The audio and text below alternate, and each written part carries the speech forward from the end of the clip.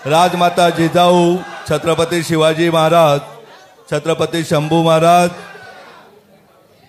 शिवसेना प्रमुख स्वर्गीय बाळासाहेब ठाकरे, धर्मवीर आनंद दिघे साहेब यांना वंदन करतो। त्याचबरोबर व्यासपीठावर उपस्थित असलेले शिवसेनेचे सध्याचे नेते आदरणीय नामदार एकनाथरावजी शिंदे साहेब, या राज्याचे मंत्री आदरणीय उदयजी सामंत साहेब, आमचे मित्र नरेशजी म्हस्के साहेब, रवींद्रजी फाटक साहेब, राम रेपाळे साहेब व उपस्थित सर्वच व्यासपीठावरील सन्माननीय आणि समोर उभे असलेले सर्व माझे बंधू भगिनी, सर्वांना माझा नमस्कार।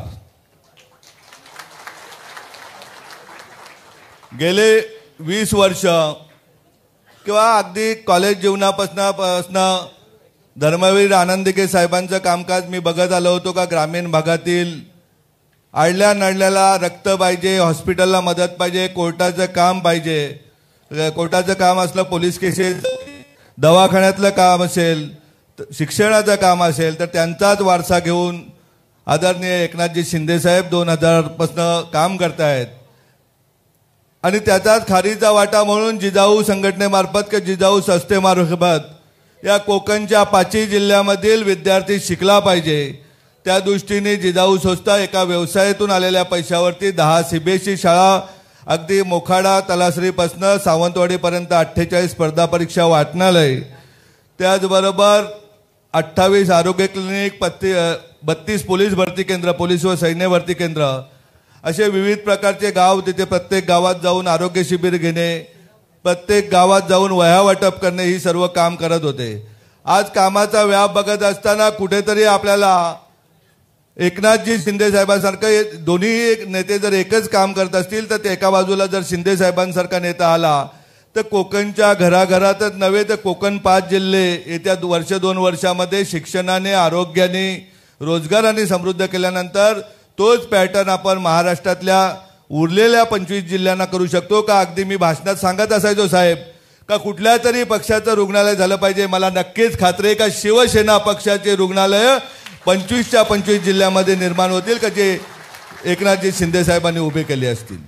त्याचबरोबर शिक्षणाबाबत आज आम्हाला सामंत साहेब सांगायला आनंद का वाटतो का मागची लोकसभा लढत असताना आदरणीय मुख्यमंत्री साहेब पदावर होते तरी त्यांनी कधी त्याचा चुकीचा वापर करून आम्हाला दमदाटी किंवा काय केली नाही का तुम्ही फॉर्म काढून घ्या, काय करताय, ज्याचा त्याला लोकशाहीतील जो अधिकार आहे तो देण्याचं काम केला।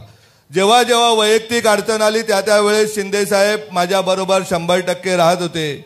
म्हणजे उद्याला कोणी जर एखाद्या राजकारण्याने मोक्का लावायला लागला तर तेवढ्या रात्री संदेश डोने 2 वाजता साहेबांकडे जायचा, साहेब तेवढ्या रात्री त्या एसपीला उठवायचे का याद राख निलेश सांबरेच्या केसाला धक्का लागला म्हणजे एकनाथ शिंदेच्या केसाला धक्का लागला आणि त्यामुळे कुठलीही खोटी केस झाली नाही, याबद्दल मला नक्कीच अभिमान आहे।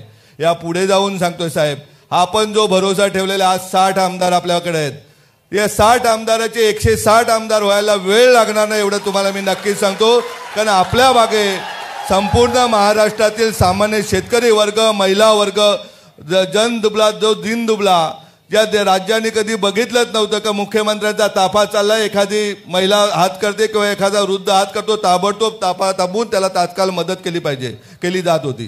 काल परवाचं उदाहरण बघितलं का जळगाव येथे एका ताईला किडनीचे अर्जंट होती, मी पेपरमध्ये बातमी वाचली, टीव्हीला बघितली का स्वतःच्या विमानामध्ये एका पेशंटला घेऊन येऊन तिला ॲम्ब्युलन्सची रुग्णसेवा करणारा एकनाथजी शिंदे हे महाराष्ट्रात एकमेव असतील, नक्कीच मी सांगतोय साहेब। आम्हाला फार काय अपेक्षा नाहीत, पण परवाही सांगितलं आजही सांगतो, आपल्याला कोकणी माणूस जो 5 जिल्ह्यातला आहे, मग तो आमचा जव्हार मोखाड्यातला आदिवासी असेल, शहापूर मुरबाडमधला कुणबी समाजाचा असेल, भिवंडीतला आगरी समाजातला असेल किंवा पुढे गेल्यानंतर रायगड, रत्नागिरी मराठा समाजातील लोक असतील, भंडारी समाजाचे असतील, मच्छीमार असतील, या सर्व लोकांच्या मुलांच्या चांगल्या शिक्षणाची व्यवस्था आपल्याला करायची।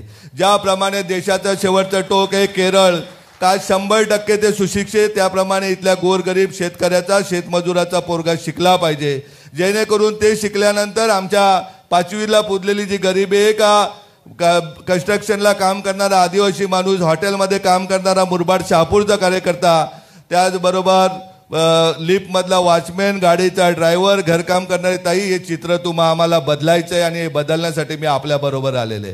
एक चांगला दृष्टिकोन घेऊन आलेले का आपल्याला आपल्या कोकणमध्ये पडणारा पाऊस हा पाणी अडवलं पाहिजे, शेतकऱ्यांना पिण्याच्या पाण्यासाठी शेतीसाठी पाण्याची व्यवस्था झाली पाहिजे. असा कुठलाही एक बांधव किंवा भगिनी उपचाराशिवाय दगावता कामा नये. आणि आरोग्य खातंही आपल्याकडे राज्याचं आणि केंद्राचं आहे, तेही जर जिजाऊच्या बरोबर दिलं तर आपण नक्कीच एक पॅटर्न बनवू. तो पॅटर्न कोकण पॅटर्न महाराष्ट्रभर चांगल्या प्रकारे किंवा देशभर चालवला जाईल याची तुम्हाला मी विश्वास देतो. आपण ज्या विश्वासाने जी जबाबदारी द्याल, अगदी स्थानिक स्वराज्य संस्था पुढे लागता येतात. 36 जिल्हा परिषद गटामध्ये ठाणे जिल्ह्यामध्ये मला स्वतःला एकटा लढत असताना 1000-2000 मताची आघाडी मिळाली. आता आपण सोबत आहात, मग जो वाटा येईल मित्रपक्षांबरोबर किंवा आघाडीबरोबर त्या जेवढी जबाबदारी द्याल तेवढे 100% सीट निवडून आणण्याची जबाबदारी माझी असेल. पालघरमधली परिस्थिती आपल्याला माहिती आहे. नरेश मस्के साहेब आता संपर्क प्रमुख आहेत का 16 सीट माझ्याकडे होत्या, 18 सीट आपल्या आहेत. 18 आणि 16 मिळून ज्या सीट येतात 34 सीट, या 34च्या 34 आपल्या वाट्याला आल्या तर त्याही 100% निवडून आणण्याचं काम आपण करू.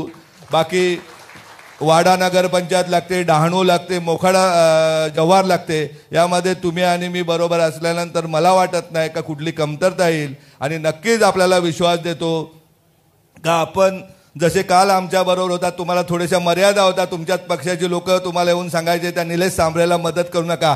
आज मी तुमच्या पक्षात आलेले सर्व पलीकडे जाऊन तुम्ही मदत केली पाहिजे. मी माझ्या वैयक्तिक कामासाठी कधी आपल्याला सांगणार नाही, पण गोरगरीब माणसाचं काम कुठं अडता कामा नये याबाबत आपण नेहमी कृतीशील असतायत. परंतु आता जरा प्राधान्याने काम करून द्या. आणि कोणी आपल्या पक्षातील लोक काही जास्तच कटकट करायला लागले तर मला समोर बोलवा का नक्की मी कुठलं चुकीचं काम करतो. मी आज सर्वांसमोर, माझ्या आईबाबांसमोर, बहिणींसमोर विश्वास देतो की मी कुठलंच चुकीचं काम करणार नाही. मी कधी कुठल्या इंडस्ट्रीमध्ये हप्ता घेणार नाही. कुठल्याही माणसाकडून फुकटचा एकही रुपया कमावण्याची मला गरज नाही. परमेश्वराने इतकं मोठं केलेलं आहे मला का एक शेतकऱ्याचा मुलगा, एक ST कंडक्टरचा मुलगा, आजही माझे आई वडील शेती करतात. आम्हाला 4 ते 5 हजार रुपये व्यतिरिक्त बाहेरची कुठलीही वस्तू आणायला लागत नाही. आमच्याकडे मच्छी पिकते, आमच्याकडे कोंबडे पिकतात, आमच्याकडे कडधान्य पिकतं, आमच्याकडे तांदूळ पिकतो. ज्याच्यानी दररोज साहेब 1,500 लोकांना जेवणाची व्यवस्था झडपूरला केली जाते. इतक्या मोठ्या प्रमाणात आम्हाला तांदूळ पिकतो. आणि आपल्यासारखी माणसं किंवा मंचावर बसलेले सर्व सन्मान्य माझ्या बरोबर दिलेले आहेत. मी आपल्याला इतकंच सांगतो का ठाणे महानगरपालिकेची निवडणूक लागली तरी काळजी करू नका. सर्वच्या सर्व वार्डामध्ये 21 ठिकाणी आपले फ्री कोचिंग क्लासेस चालू आहेत, महिलांचे उपक्रम चालू आहेत. कमीत कमी खारीचा वाटा 400-500 मतं तरी प्रत्येक वार्डात मी आपल्याला देईन. हीच परिस्थिती कल्याण महापालिकेमध्ये देईन, उल्हासनगरला देईन हा आपल्याला शब्द देतो. आणि ग्रामीण भागात तर मी सामंत साहेबांना सांगितलं परवा, रत्नागिरीलाही तुमच्या खांद्याला खांदा लावून काम करेन का जिथे मोठ्या प्रमाणामध्ये आम्ही ऑलरेडी पोहोचलेले. आणि ठाणे पालघर जिल्ह्याची तर गोष्ट सोडून द्या का प्रत्येक गावामधले विद्यार्थी प्रशासनात जिजाऊ मार्फत लागलेले आहेत. एकट्या वाशिन लायब्ररीतून 90 विद्यार्थी लागलेले आहेत. आणि ज्या घरात जाल त्या घरात जिजाऊचा चष्मा असेल, रुग्ण असेल, ही सेवा आपण केलेली आहे. वही असेल, अगदी लग्नात कुठेही गेला तर आहेरपट्टीवरही आपली वही असते. अशा प्रकारची व्यवस्था आपण केलेली आहे. परवा सामंत साहेब आले होते, ठाण्यातल्या 2 आदिवासी मुली आल्या होत्या साहेब. त्या मुलींनी माझा स्केच बनवला होता. त्या भिवंडी तालुक्यातील आनगाव शाळेमध्ये शिकत असताना आपल्या वह्या त्यांनी बघितल्या होत्या आणि त्या वह्यावरून तिने फोटो काढून तो फोटो मला बनवून आणला होता. साहेबांना मी दाखवला. हे काम आपल्या जिजाऊचे जातीपाती धर्मापलीकडे आज इथे भिवंडीतील मुस्लिम वर्गही मोठ्या प्रमाणात आहे. सर्वच धर्माचे सर्वच जातीची लोक आपल्या बरोबर आहेत. आणि मला खात्री आहे जो आपण विश्वास द्याल तो विश्वास मी 100% पार पाडेन हा आपल्याला विश्वास देतो. आणि थांबतो. जय हिंद, जय महाराष्ट्र. धन्यवाद सांबरे साहेब.